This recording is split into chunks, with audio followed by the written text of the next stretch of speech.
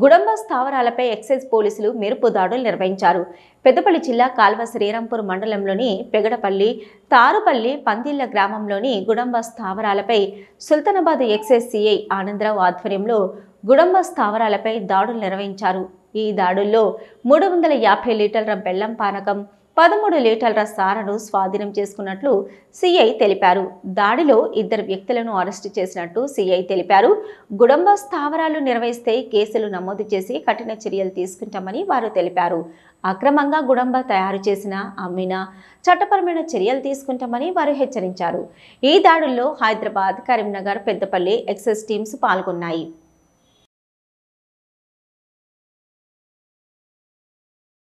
పెగడపల్లి గ్రామ శివారులో పెగడపల్లి తాండాలో మరియు గ్రామ శివారులో విస్తృతమైనటువంటి గుడుంబ దాడులు చేయడం జరిగింది. మరి ఈ దాడుల్లో ఇప్పటివరకైతే 220 లీటర్ల బెల్లం పానకాన్ని మేము పట్టుకోవడం జరిగింది.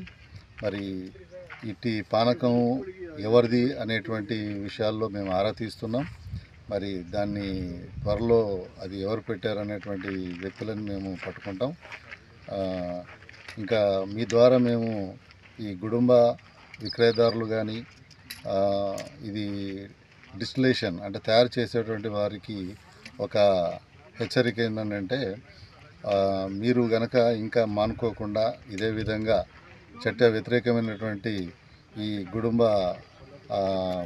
ని తయారు చేసి సరఫరా చేస్తున్నటువంటి అమ్మడం చేస్తున్నటువంటి పక్షంలో మీ మీద మరి మేము పీడీ యాక్టులు పెట్టడానికి కూడా వెనకాడము. మరి ఇది ఒక హెచ్చరికలాగా మీరు తీసుకోవాలని చెప్పేసి కూడా